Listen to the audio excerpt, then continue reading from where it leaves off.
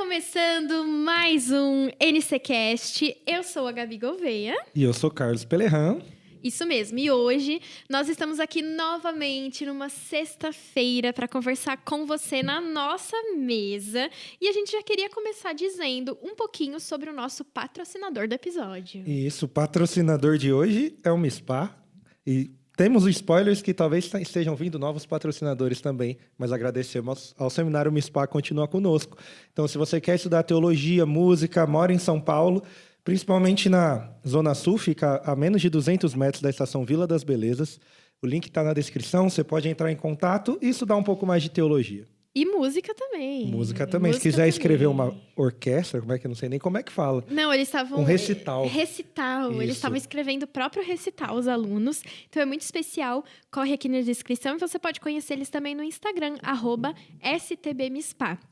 Lembrando, você que está nos ouvindo no rádio agora, na RTM Brasil, você também pode nos assistir. Então, vem aqui para o nosso canal do YouTube, @nacontramãortm, que hoje o NCcast tem vídeo. Então, vem para cá que a gente está te esperando. Lembrando também que as nossas redes sociais também são @nacontramãortm. Isso aí. Se você está vendo uma alegria na cara da Gabi hoje...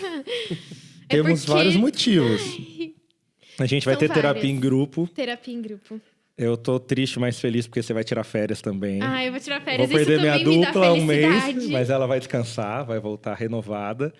O que mais? Tem um cachorro. Agora eu tenho um cachorro, gente. Mas isso me deixa muito cansada. Mas é felicidade. Luke. Logo mais, vejam fotos no Instagram da Gabi do Luke, terá. Oh, meu Deus, é verdade. Eu não postei nada.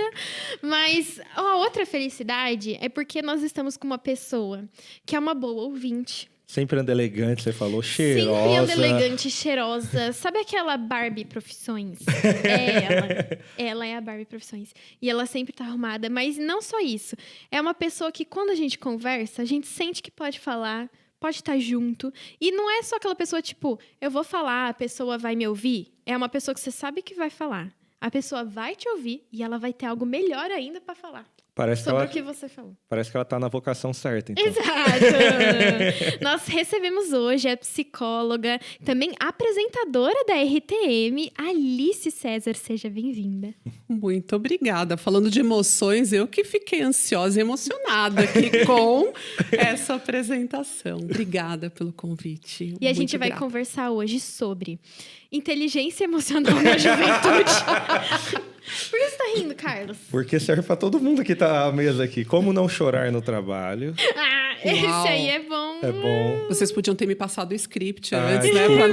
Foi mal, corta. Eu não falo nada. Mas acho que a gente tá rindo porque, assim, a juventude é uma fase de muitas dúvidas e questionamentos. É uma fase de correr atrás de respostas que talvez nunca cheguem. Ou que talvez não vão chegar agora, né? E que talvez ela já chegou e você não quer aceitar. Por que, Alice, que na juventude a gente tem tanto medo de falar sobre as emoções ou já fica ansioso só de saber que elas existem? Engraçado você falando, Gabi, que eu fico fazendo uma reflexão aqui. Será que é só na juventude? Mas tá tudo bem, estou falando aqui do futuro, de anos depois, que talvez não seja só na juventude, né? Mas brincando aqui, se a gente pensar nesse início de vida, saindo da infância, saindo da adolescência, começando a vida adulta, a gente sabe que tem um mar imenso ali na frente de vida, de possibilidades e não possibilidades, e que a gente não se acha preparado, né, para lidar com isso. É um momento que você vai ter que decidir profissão, se você vai fazer ou não uma faculdade, aí tem uma quebra. Será que eu escolhi a profissão correta? Será que eu vou escolher? Será que eu vou ter trabalho? Muitas dúvidas. Um monte de interrogação. E aí eu falo que é um pouco cruel a gente ter que decidir a nossa carreira, aquilo que a gente acha que vai exercer o resto da vida aos 17, 18 anos. Deveria ter um esquema aí para esperar um pouquinho mais, né? Então, a gente não está pronto. A gente acabou de sair de um momento de mais relax de infância, de colégio, onde a minha maior preocupação era, ufa, consegui passar, virei o ano, o que eu vou fazer nas férias para essa vida adulta, né? E a gente vai sendo influenciado também por quem está do lado, pelos nossos pais, familiares, né, e outras pessoas. Então, é um momento, mas eu falo que dá tudo certo. É só respirar, dá tudo certo. E realmente o quanto que a gente expressar as nossas emoções, sejam elas positivas ou negativas, fazem bem pra gente. Lá na igreja a gente é muito chorão, todo mundo lá chora toda hora também. E às vezes a pessoa até pensa, nossa, deve estar em pecado, chora tanto quando prega, chora quando louva, esse povo chora toda hora. E eu vejo, por exemplo, pra mim, eu não choro tanto em público, mas tem coisas que me machucam muito. Ver alguém que eu gosto triste, chorando. Mas ontem eu tava assistindo um vídeo, pra quem acompanha, Desimpedidos, você deve ter visto o Fred, que foi o Big Brother. Sim. E ele tava saindo do Eu canal. conheço ele por causa da Boca Rosa. Ele tava saindo do canal, e aí fizeram uma retrospectiva. E, cara, eu me emocionei com os caras no vídeo, porque eu parei pra ver, poxa, são 10 anos de canal, e esse cara tá na minha vida, assim, de alguma forma, dos meus 17 até meus 27 anos. Mas o quanto é realmente saudável a gente pôr isso pra fora? Porque quando a gente fala de um ambiente religioso, principalmente, ou corporativo, parece que é sinal de fraqueza. Se eu falar, pô, esse cara chora em frente a uma dificuldade, então ele não serve. Como que lidar com isso? Sabe o que não é saudável? Não colocar para fora.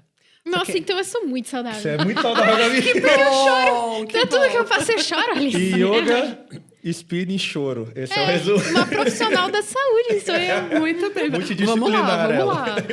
É interessante porque quando você toca na questão religiosa, igreja, eu cresci, né, no ambiente de igreja, e às vezes era isso, né? Você começa a chorar porque você ficou emocionado, algo te tocou e dá aquela sensação boa e você chora. E alguém, nossa, deve estar passando por algum problema. Já põe até a mão em você. Já é quase isso. Se for uma igreja, né, não tão tradicional. E eu venho de uma igreja tradicional e que, às vezes, no final vinha alguém e dava aquele abraço. Vai ficar tudo bem. Eu falei, mas já está tudo bem. Eu só me comovi com a música, com a palavra. Mas é interessante porque a gente cresceu... Nós vivemos numa sociedade que meio que prega que eu não posso demonstrar as minhas emoções. E aí, quando a gente fala de emoções, pensando em positivas, negativas, eu falo que eu não gosto muito de pensar em emoções negativas, porque, para quem assistiu divertidamente, mesmo que seja Eu só falei pra ela que eu ia citar, porque tá todo mundo falando e é muito fofo, né? Você já viu o 2? Eu não vi o 2 também ainda. não. Eu ainda não Mas vi eu estou também. saindo de férias. Eu vou todo dia. E Divertidas. meu babado favorito. Se a gente pensar que... Acho que uma das lições do primeiro desenho, e que eu amo esse desenho porque ele é muito real, não existe emoção ruim. Porque todas as emoções, até aquelas que a gente gostaria de negar, ou que a sociedade, a igreja, as famílias falarem, não é legal você demonstrar, elas são importantes. Tristeza é importante para o nosso momento de reflexão, de descanso, de autoconhecimento. O medo, preservação da vida, né? Todas elas são importantes. Então, é muito importante e saudável, e não só para a nossa parte psíquica e emocional, para o nosso corpo. Se a gente não demonstra as nossas emoções, seja pelo que for, por vergonha, por medo, porque falam que não pode, é literalmente o que vocês, homens, ouvem muito. Engole esse choro. Homem não chora. E aí é uma energia que acontece, porque a emoção começa primeiro no meu corpo, depois vai para minha mente. Então, se eu ignoro isso, não perde. Vai para algum lugar. Ela continua lá dentro. Vai para algum lugar. Vai para um nó na garganta, vai para uma dor de estômago, dor aqui nos ombros. Ou para nós mulheres, esse combo hormonal que a gente tem afeta absurdamente. Então, é muito saudável. É muito saudável a gente chorar. Mas o que vão falar? Não sei, mas pelo menos eu descarreguei aquele medo, a tristeza, ou até aquela coisa boa de ficar comovido com... Alegria, né? De ficar comovido com algo legal. Eu lembro... Você estava falando isso de que guardar faz mal? Eu lembro de quando eu aprendi a andar de bicicleta. Estava lá no Parque Ibirapuera, Gabrielinha. Aí eu fui e tal. E aí tinha uma... tinha uma raiz da árvore e eu caí. E eu lembro que eu tava... Eu não lembro como foi, mas... Na hora que eu caí, eu falei, mano, não vou chorar.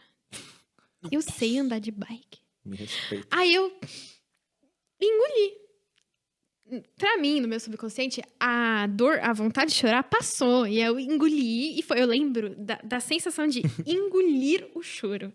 E aí vivi o dia, tal, voltei pra bike. E aí comecei a me sentir mal, sabe?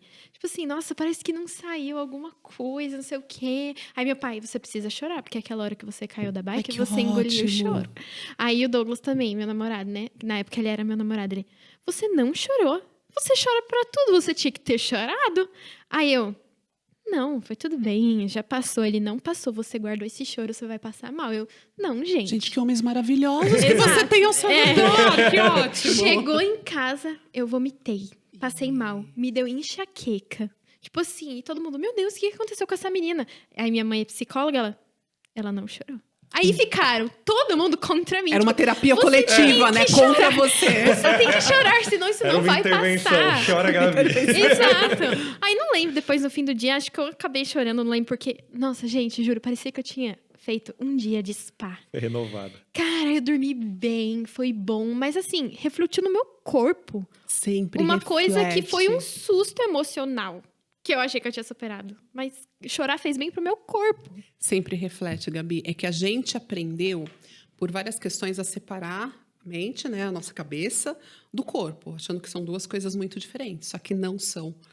Tudo que a gente sente, pode ser que um susto como esse, um medo, uma tristeza, até alegria, né? Se a gente sente, vê alguma coisa, passa por um momento de alegria, você não sente um bem-estar. Então, a gente precisa entender e trazer... E tem teorias agora falando muito disso. Eu tenho estudado algumas coisas. Falando disso, dessa integração que a gente sente no nosso corpo. Isso facilita tanto. Às vezes eu recebo atendo mais mulheres do que homens, né, no consultório. Nossa, Alice, eu tô com um negócio aqui que eu não sei o que é. Acho que foi, sei lá, deu um mau jeito. Tá bom, vamos conversando. Aí, quando você vai ver, aconteceu alguma coisa que a pessoa não pode expressar. E aí eu falo, tá bom, coloca a mão aqui, fecha teu olho, como se você se olhasse por dentro, tenta ver o que é isso. Aí a pessoa começa a chorar. E aí sai até com outra expressão. Então, é muito saudável olhar. Saudável é não olhar. E se tem alguém do teu lado que fica criticando, então assim, fala, deixa. Eu sigo chorando, eu sigo rindo, eu sigo tendo medo, a gente tem medo, sim. Né? A gente não pode ser dominado por essas E se você emoções. não tiver medo, você é o próprio cara lá do Exterminador do Futuro, você é um robô. Não, eu quase morri outro dia, cheguei em casa, eu fui entrar, veio um gato correndo do nada, eu tomei um susto, que eu, meu Deus, eu achei que alguém invadindo a minha casa, era só um gato. Vendo você tomar um susto. Como eu queria ter estado lá. Quase morri. E como a gente desenvolve inteligência emocional? Porque isso acho que é algo que batem muito na tecla, né? Durante muito tempo, ser inteligente está ligado só a saber resolver alguns problemas com QI, lógica. Mas hoje é nítido que existe uma inteligência emocional. Mas se eu entendo que eu não tenho vídeo online desestruturado, eu não soube estruturar bem o que é sentimento, eu confundo. Como que eu desenvolvo isso?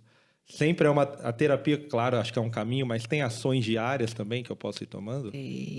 Tenho aqui um programa para vender para você. Da RTM. Muito bom! Em 3 lições. Seria bom se fosse assim, né? Mas não é. Inteligência emocional, né, tem a ver com esse autoconhecimento, a se perceber, se conhecer.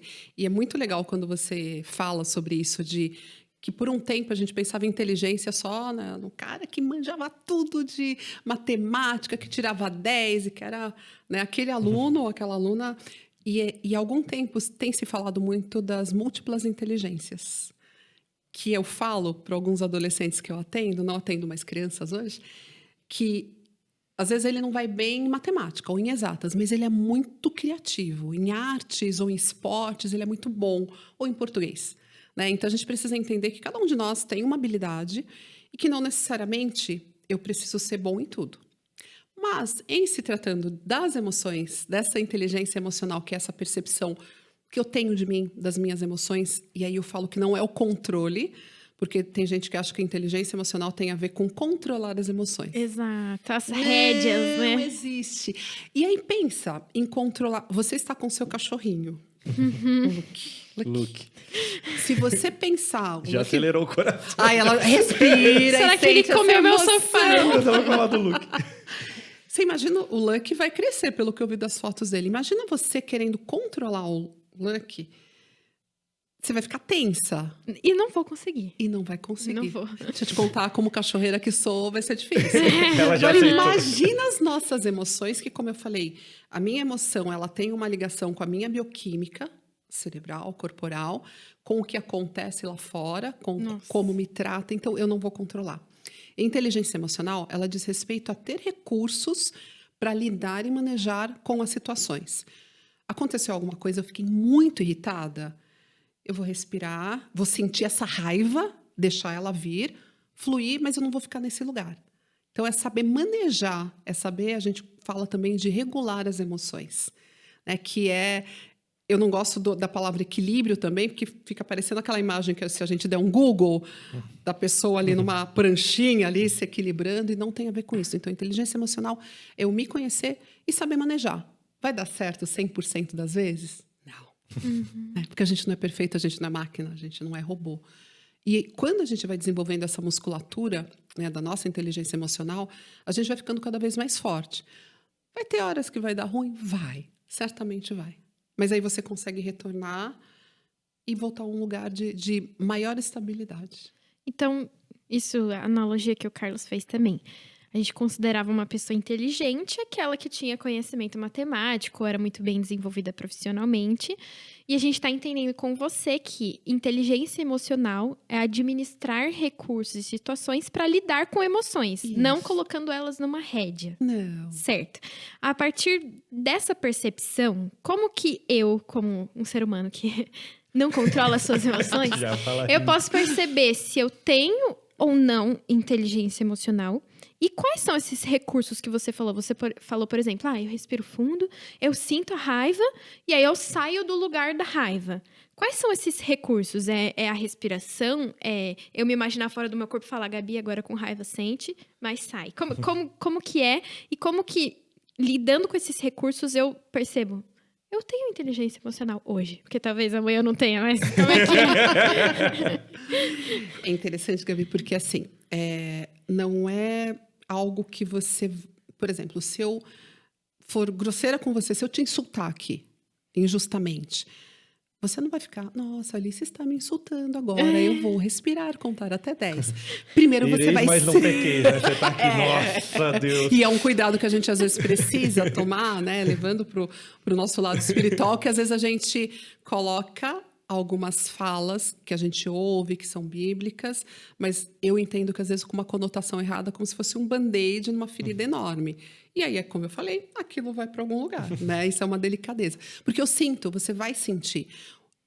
A questão é o que você vai fazer depois que você sentiu aquele medo desesperador do gato, ou Amaldiçoei aquele gato, coitado. Abraços, gatos. O bom é que Perdão, ele saiu gatos. correndo e fugiu de você. Foi Você não feliz. pode bater no gato, sei lá. Ele também sofreu do medo Nós dois contigo. somos um Ele se assustou o outro. assustou. Um assustou o outro. Mas assim, a gente vai desenvolver... É a gente entender que a gente tem emoções que nos dominam mais que outras. E de onde vem isso? Da nossa infância. E de onde... O que reforça isso também? As nossas experiências traumatizantes. Coisas que eu passei ali na infância... E isso vai modelando ou moldando o que eu sinto hoje. E o que vai formando a minha inteligência emocional. Então, eu falo sempre que o autoconhecimento é a chave, assim, tremenda de tudo. Porque se eu sou uma pessoa que passei experiências muito amedrontadoras, assim, na minha infância. Então, eu tinha... Pegar o exemplo do gato. Eu tinha um irmão que adorava me assustar. E colocar gato na porta do meu guarda-roupa. Eu vou ficar aquela pessoa, eu vou crescer hipervigilante, porque eu vou achar que em qualquer lugar, em qualquer situação... Um gato. Você não fez isso não, né? Não. Eu vou entender que eu preciso ser hipervigilante e o medo vai ser algo que me acompanha de forma demasiada. E aí a minha inteligência emocional, né, tantas outras questões, vai ser entender que esse medo exacerbado que eu tenho tem a ver com uma experiência que eu tive lá atrás. Ou a tristeza, ou todas as outras... Então, essa questão da autopercepção é muito importante. Mas sempre vai ser de alguma coisa que eu já vivi? Eu não posso, sei lá, desencadear algo agora? Por algo que aconteceu agora, mas muitas vezes tem uma questão lá atrás. Eu posso... Por exemplo, há 2 anos... Atrás, como boa paulistana, eu tive aquela situação de ser assaltada por um motoqueiro com a arma, abençoado que Deus o tem. Eu tenho encontrado aquela situação de uma arma parada no farol e baixa o vidro da aliança. Já tinha me acontecido outras situações de me sentir insegura, de achar que a minha vida estava ali por um instante? Já. Mas o que aconteceu dali para frente? Dei aliança, eu e meu marido, graças a Deus nada aconteceu, mas por um bom tempo, e talvez até hoje, uma moto para do lado, eu já vou ficar assim. Mas talvez isso se ligue a outras situações que não tenham a ver com moto, com assalto, que me aconteceram, que tinham a ver com essa hipervigilância. A gente não começa com algo do nada, normalmente, a não ser que seja uma grande tragédia, algo assim. Nossa, então... Geralmente tipo tem assim, uma raiz, pais, se eu choro hoje, é por causa de... Mas é interessante, né? Porque eu acho que a Bíblia, ela trabalha muito isso de... Os nossos sentimentos, eles são expressados, né? A gente deposita a esperança em um lugar, mas gosto muito do Sermão do Monte, quando fala, bem-aventurados quem tem sede de justiça, porque nele vai ser saciado. Porque, assim, é normal você reagir a situações. O anormal é você não ter reação a isso. Essa semana passada, eu moro ali perto da Sabará, cheio de Oxo, né? Os caras gostam de roubar uma Oxo, que é uma beleza. Nossa, meu... Os caras eu ia roubam falar todo agora dia. que um dia eu Aí- fui e um cara tinha acabado de passar e pegar um leite. Aí a gente Isso outro dia acontece. conversou, tem um amigo nosso, o namorado de uma amiga nossa também, que é o Richard, que um dia ele impediu um furto numa Ox. E eu tava Ele impediu? ele segurou o cara lá e tal, e, enfim. Nossa, corajoso. Aí esse demais. dia Os eu, pais dele trataram ele com muita coragem. eu tava Agora ele é comprando minha coquinha zero lá na Ox, e aí eu vi uma moça voltou correndo e falou, o cara ia roubar aqui 10 potes de café. E eu vi o cara indo embora, e eu só fui. Ele tava indo no mesmo caminho que eu. Comprei minhas coisas e segui pra minha casa. Eu vi ele na minha frente, assim. E aí ele entrou numa loja de bicicleta, e eu passei, e na hora eu senti assim de Deus, fica atento. E aí eu olhei pra trás, eu vi que, tipo, a loja de bicicleta era um japinha, coitado. Veinho que tava lá, e ele tava lá no fundo e o cara puxando a bicicleta pra porta. E puxando a bicicleta pra porta. Aí eu fui lá e enquadrei ele, a gente discutiu, o cara foi embora. Mas essa semana inteira, todo o trajeto que eu faço por ali, eu fiquei mais vigilante. Falei, mano, será que se esse cara aparecer aqui de novo? E depois, tipo, beleza, passou. Mas aquela situação específica me gerou uma certa tensão durante uma semana. Que eu falei, pô, se esse cara estiver aqui de novo e quiser fazer uma coisa comigo, ou se ele estiver roubando em outro lugar, eu tenho que ficar esperto e tal. Então, Agora você vai ser o segurança da rua. agora o Japinha me agradece toda vez que eu passo. Obrigado. Só Quer dar um rolê Vai com ter uma das desconto. bikes? tem um desconto. Mas falando de emoção, eu queria saber o quanto elas são ligadas à nossa identidade. Porque é o que você falou, ele impacta muito. Mas a emoção realmente define quem eu sou? Porque acho que essa é uma grande crise da nossa juventude. Porque assim, eu sinto, eu sou. Então, antes era o penso, logo existo, agora o sinto, logo existo. Como que eu caso isso? Porque se eu não sou o que eu sinto, onde que compõe esse sentimento na minha formação? Uau, Uau. vocês deveriam Você ter viu que ele é mandado teólogo, né? Ele é muito filosófico. e é perfeito, de novo. Eu penso, logo existo, eu sinto, logo existo. E o sentir não só aqui na nossa mente, ou a gente acaba exemplificando com a mão no peito do coração, mas é o nosso corpo. E a tua pergunta de como que a gente se volta, por favor? A identidade, porque muitas pessoas se identificam com o que sente. Se a gente não é necessariamente o que sente, onde que entra essa questão do sentimento no A meu gente ser mesmo? compensa, acho que, a nossa definição de existência com aquilo que mais nos agrada. Então, se nesse espaço os meus sentimentos são bons, eu sou assim. Mas quando a gente olha para o evangelho, não é assim, né, Alice?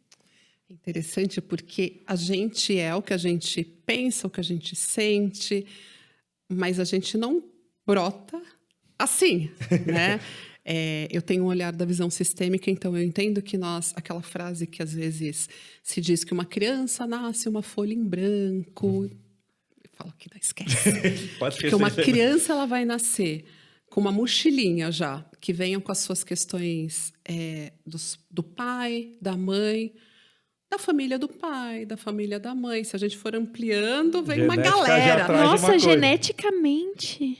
E com questões de hábitos, O comportamentos, até questões físicas, né? A gente, pelo olhar sistêmico, entende que tem coisas que eu repito o padrão, seja fisicamente em doença, seja emoção.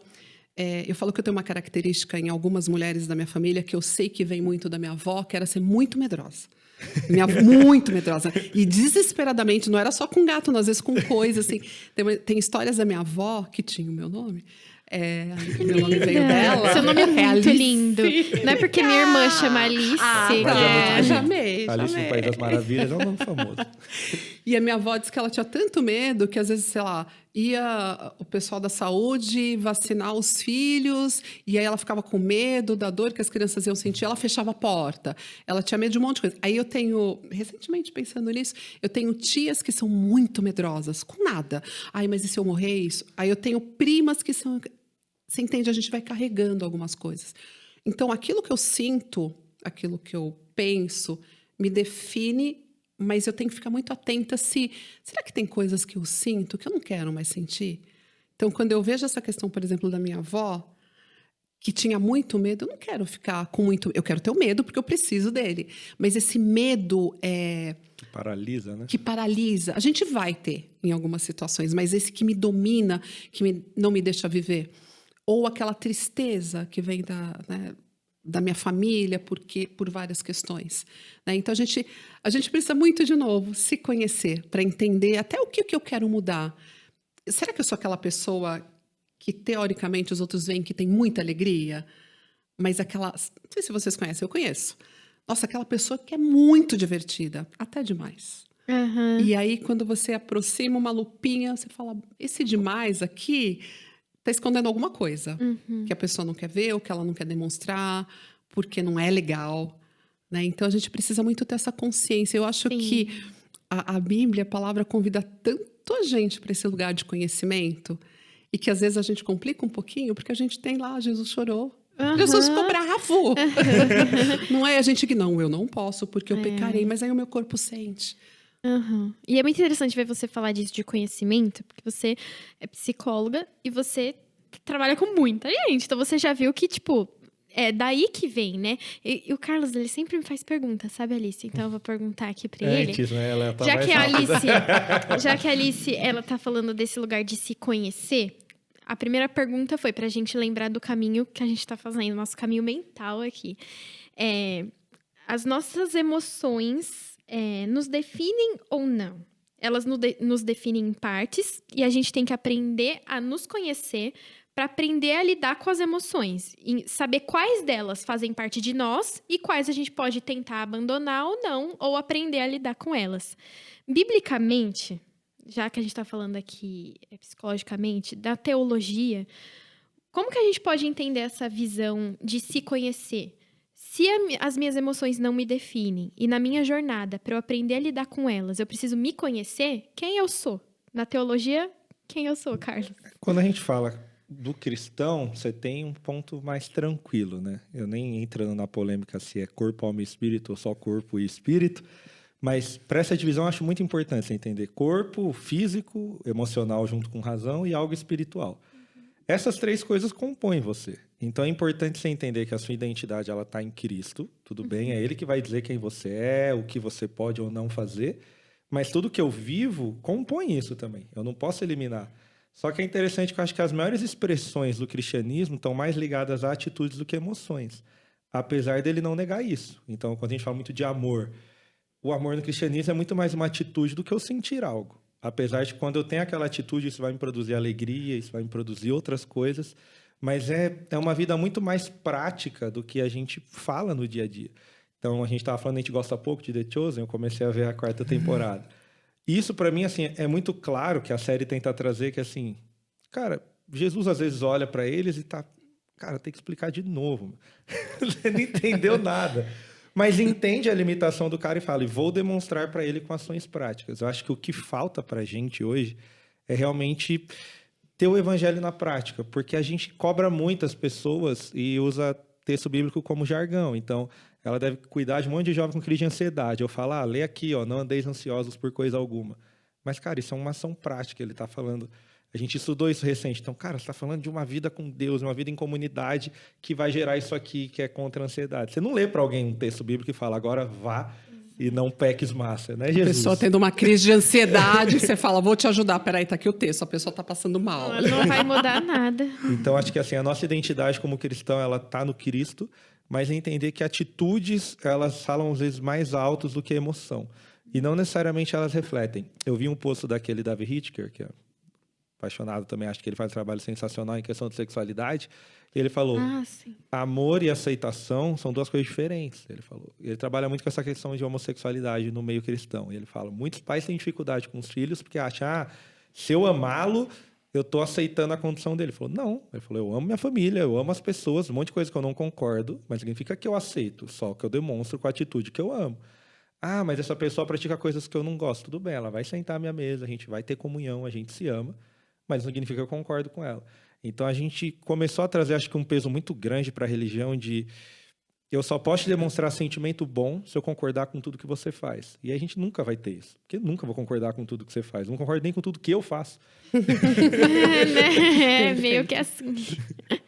E aí eu já não sei, né? Na questão da psicologia, como que a gente lida com isso? A gente estava falando já de corpo, alma e espírito. Acho que como liderança, ela é líder da juventude lá na igreja, isso é um ponto difícil para a gente também, porque tem hora que a gente precisa ter a sensibilidade.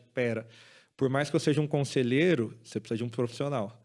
A gente tem o nosso técnico ali, Jesus, está ouvindo a gente, inclusive ele passa com a psicóloga, né? Abraço. A Alice toda orgulhosa. Aí ele passa com uma psicóloga. Né? Porque a gente estava conversando, eu aconselhei ele, falei, legal, posso te ajudar, mas isso aqui que você está me falando é uma questão muito emocional que você precisa resolver com um profissional. Agora, como que lidar com isso na igreja? Porque vem alguém, por exemplo, que tem ansiedade, tem depressão, eu acho que se eu sentar com ele e orar com ele, vai resolver tudo. E eu acredito no poder de Deus que ele pode, mas parece que ele já deu outras ferramentas. Ele deu a Alice. Uau! Uau!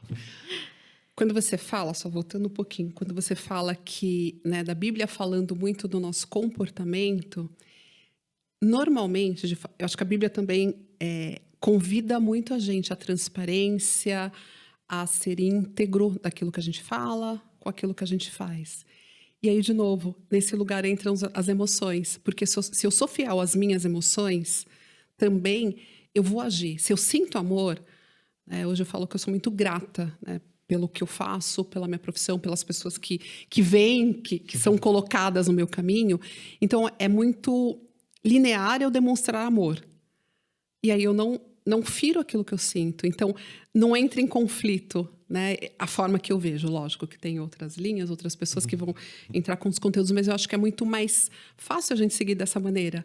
Eu sinto... E aí, por isso que eu falei que a gente precisa olhar para as nossas emoções.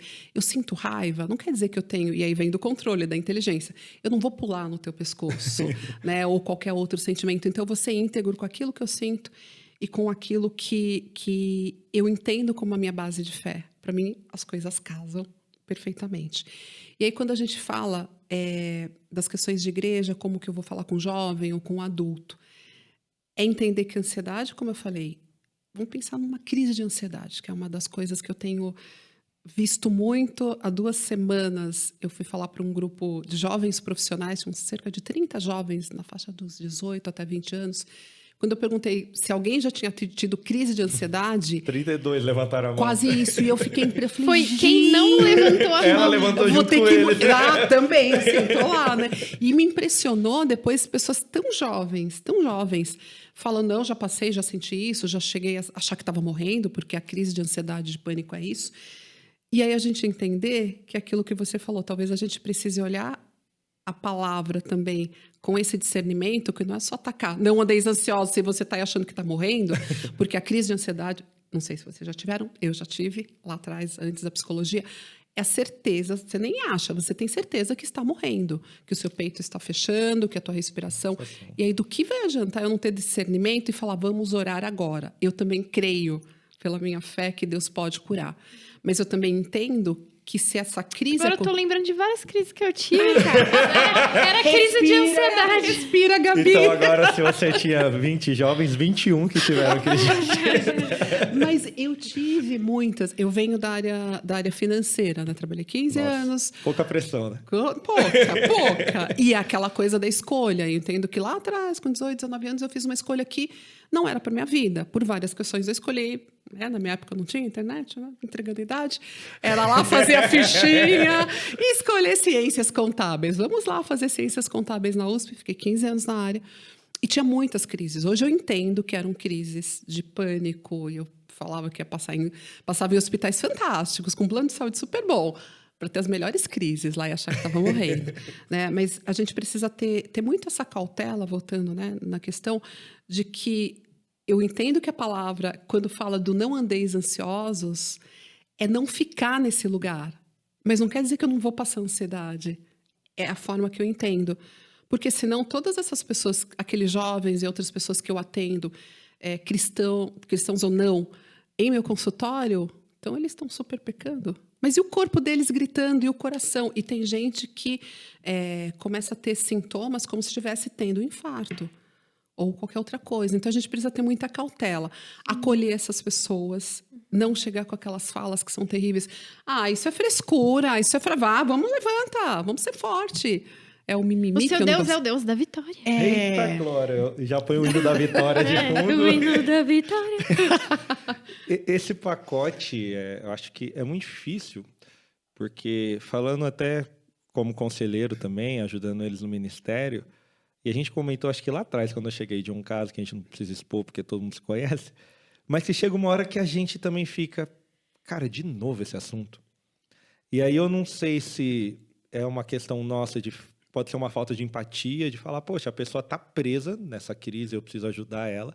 Ou, às vezes, ela está procurando um profissional errado. Às vezes, ela está me procurando com algo espiritual e algo emocional. Você, como psicóloga, como que trata? Porque tem hora que você fala, poxa, essa pessoa está vindo há 3 anos, é o mesmo assunto, e parece que ela não sai daquilo. Como você resolve? Porque na igreja, para a gente, às vezes, é difícil. Você fala, pô, você está me trazendo uma crise, a gente está orando junto, eu estou te apresentando soluções, mas parece que ou você não ouve ou você não consegue sair desse ciclo. E como que dá esse sentimento de, eu não consigo tirar essa pessoa desse lugar? E às vezes é difícil. E no começo, pra gente psicólogo, você tem uma mãe psicóloga, né?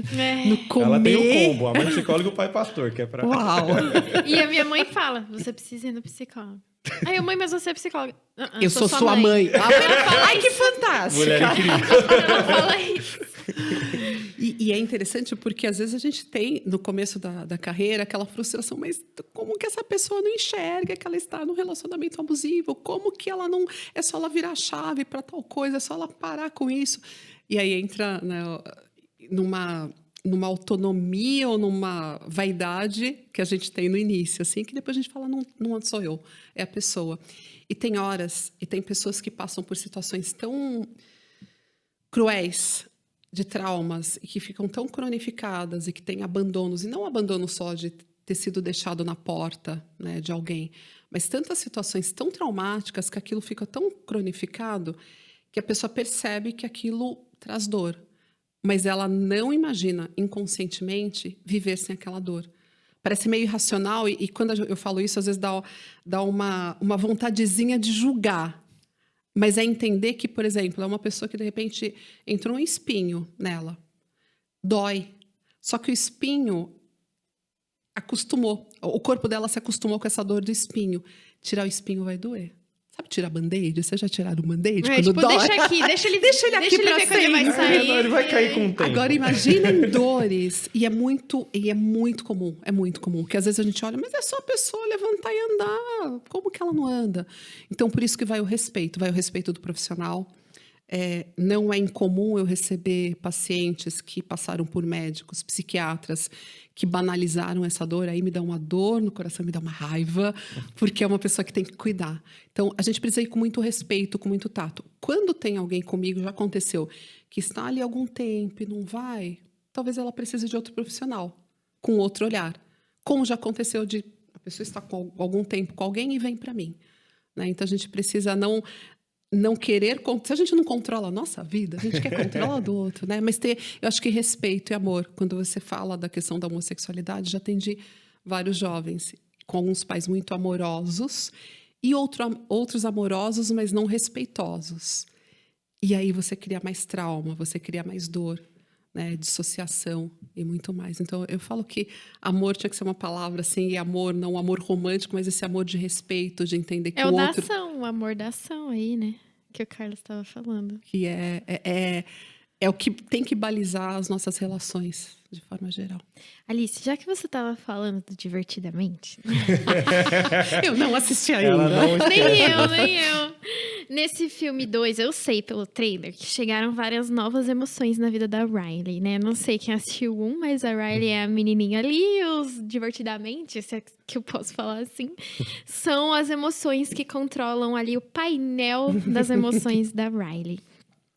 E se eu me considerasse a Riley e que eu tivesse esse painel na minha cabeça, né? A gente estava falando aqui de que o que nos define talvez seja buscar o evangelho, né? Que os nossos sentimentos fazem parte dessa jornada. E que uma coisa que você falando abriu muito meus olhos, de que a inteligência emocional, ela não é o controle em si das emoções, ou a repressão das emoções. Perfeito, repressão é ótimo. Exato. Se eu sei que a minha inteligência emocional não é eu, quando eu tô conversando, sei lá, com o Carlos veio, me julgou, eu achei aquele muito injusto, não é eu falar, tá, tudo bem, Carlos. E aí eu saí e viver minha vida. Isso não é inteligência emocional, porque eu tô, certo, reprimindo a minha emoção. Mas, ao mesmo tempo, não é eu chegar e falar, não fala assim comigo! Você que é assim. Seu ridículo! Aonde que está, então? Aonde que estão os meus divertidamente ali no meu controle? Que botões que eles têm que apertar? Onde que tá o momento de eu extravasar ou de eu não reprimir?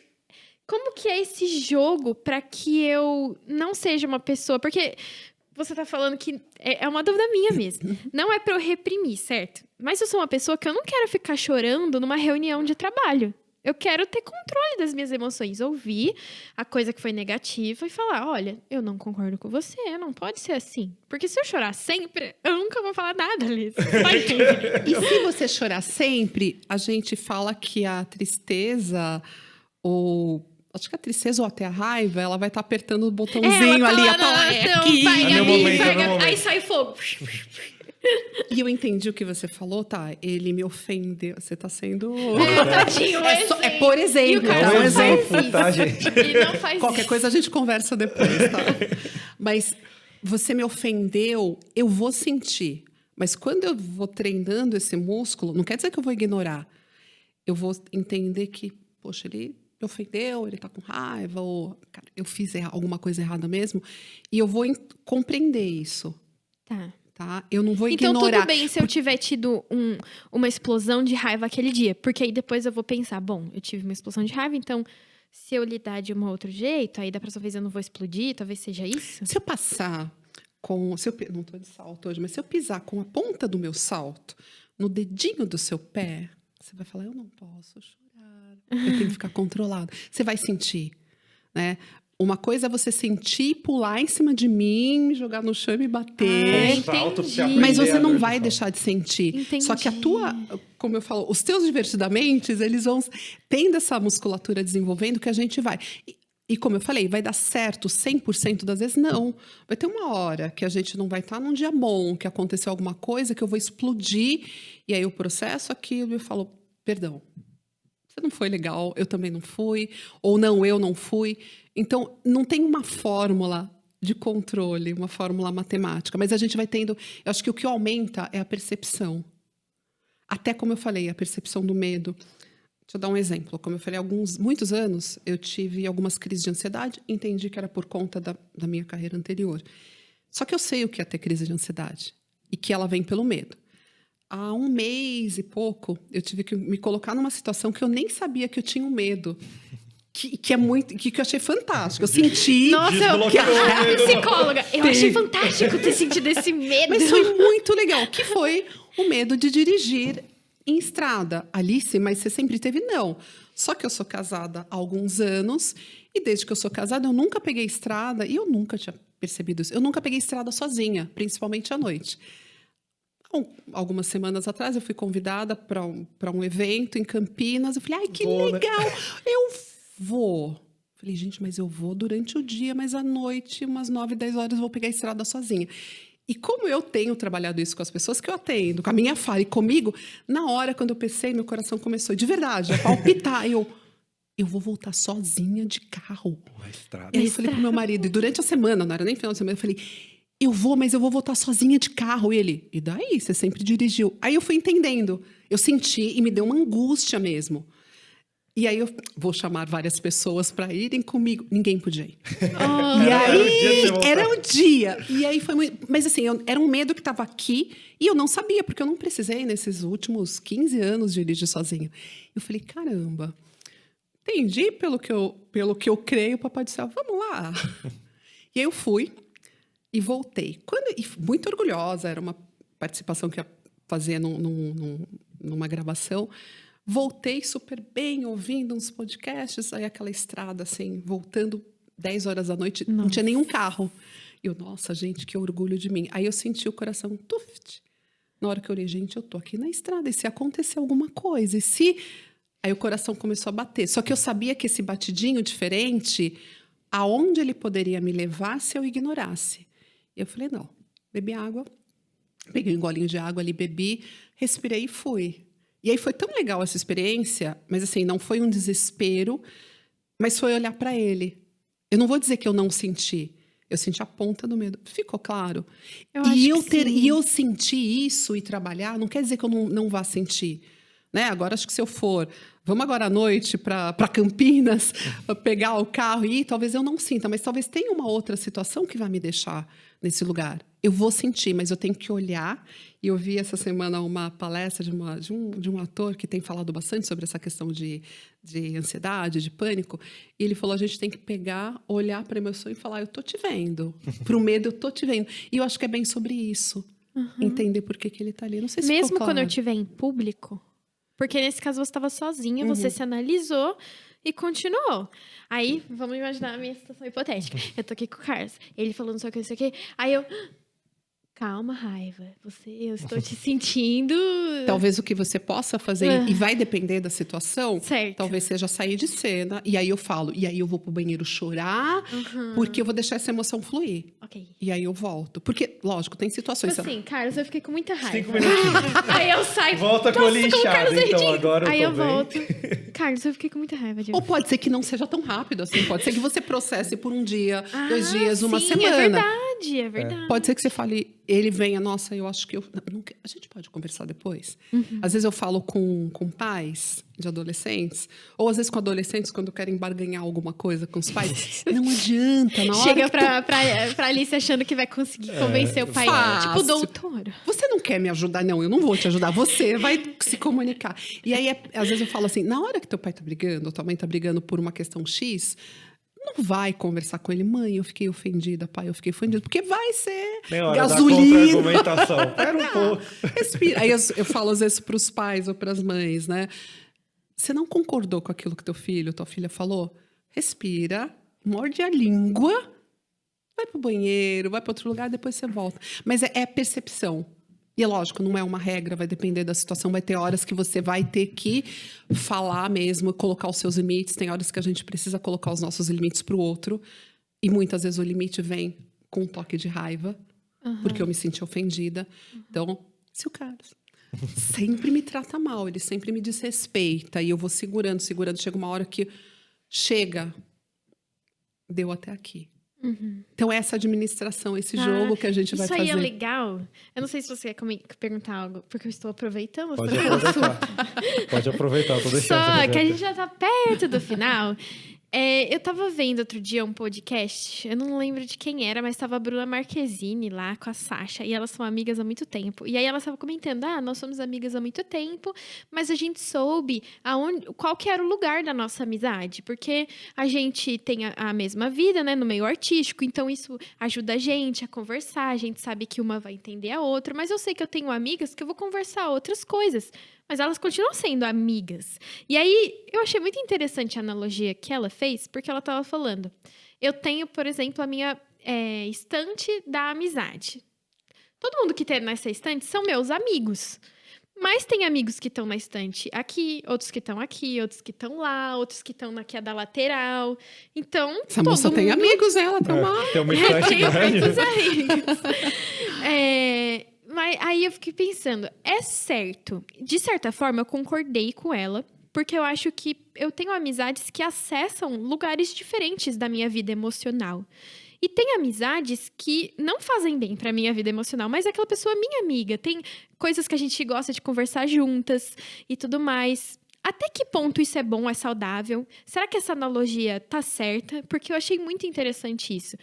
É certo a gente ter uma estante da amizade e talvez ter prateleiras para elas? Nem todo mundo precisa ter a Você é um mesma amigo da categoria. prateleira do meio. Categoria de Você amigo. tá aqui embaixo. Gente, eu gostei dessa ideia. Eu fiquei preocupada. Eu Mais preciso um ver como pouco tá a você minha sai da estante. É, tá correndo risco, tá na pontinha. Fiquei preocupada com a minha estante, preciso rever. Mas é interessante, porque eu vou tendo identificações com as pessoas. Talvez com você eu consiga falar, agora temos um tema em comum, cachorro. É. E aí, com ele, eu posso falar de algum outro tema. Então, a gente vai tendo. Mas eu acho que para a gente ter boas relações, para a gente ter as nossas emoções saudáveis, e aí que eu falo que está debaixo de um guarda-chuva que eu levanto a bandeira que é a autoestima, eu preciso colocar limites. Né? Eu preciso entender também os meus limites. Se eu vou falar de um tema... Vou pegar de novo. Se eu vou falar sobre bichinhos, como cuidar de cachorros pequenos. E aí eu sei que você não gosta, porque você tem as suas questões, porque você não pôde ter cachorro na infância, e você ficou traumatizada, e aí você tem raiva de quem tem cachorro. Para que eu vou falar de cachorro, que eu comprei um brinquedinho novo tão fofo pro meu cachorro, porque eu sei, e sabendo que você vai me maltratar? É um exemplo bobo, mas a gente vai tendo temas e identificações com pessoas diferentes. E aí, de novo, é colocar limites para mim e para o outro. Não sei se te responde, mas eu acho interessante essa analogia. Eu acho que é isso, porque não significa que eu tenho limites na minha relação com você, que você não é meu amigo. Sim. Porque a gente está aprendendo a ter uma dinâmica emocional saudável, que seja bom para os dois, Talvez com o tempo os limites sejam outros e Exato. por aí vai.